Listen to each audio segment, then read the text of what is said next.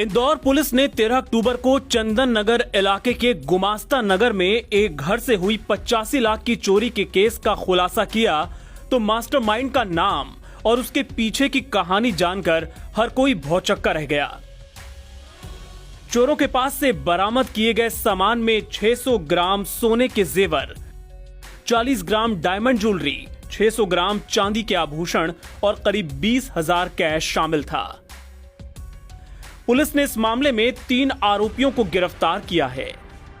2 आरोपी तो ये रहे, लेकिन तीसरी आरोपी और इस पूरे केस की मास्टरमाइंड का नाम सबसे ज्यादा चौंकाने वाला था।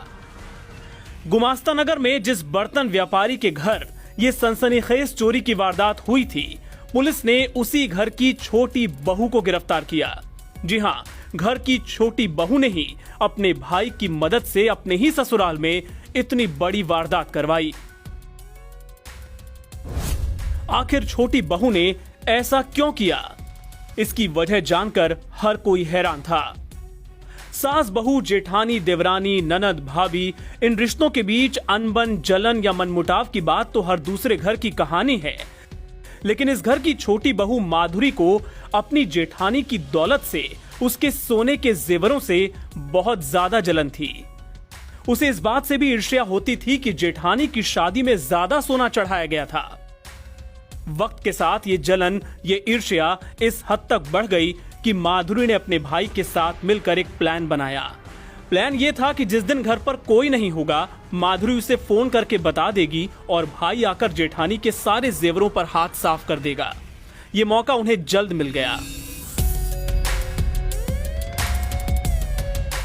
योजना के अनुसार जैसे ही माधुरी अपने सास के साथ अस्पताल गई, उसने अपने भाई को सूचित किया और भाई वैभव अपनी ही दुकान पर काम करने वाले एक 19 वर्ष के युवक अरबाज के साथ पहुंचा। एक्टिवा खड़ी की, ऑटो से गया और उसके बाद उसके घर में हेलमेट लगा के घुसा। चूँकि सब कुछ योजना अनुसार था, सोने के जेवर भी उसने अपने बांध के रखे थे, तो 20 मिनट में ही सारे सोने चांदी के जेवरात इकट्ठे करके वो वापस चला गया। वैसे तो आरोपियों ने पूरी प्लानिंग की थी, लेकिन थे तो नौसिखिए ही। तो पुलिस ने आसपास के सीसीटीवी फुटेज खंगाले और साजिश का पर्दाफाश होने में देर नहीं लगी। पुलिस पहले माधुरी के भाई वैभव तक पहुंची और फिर कड़ी पूछताछ में उसने सब कुछ उगल दिया। हमारे एडिशनल एसपी, सीएसपी और थाना प्रभारी लगातार रात भर उनके साथ में पूछताछ की और तब वैभव टूटा और वैभव ने जो जानकारी बताई वो इस प्रकार है।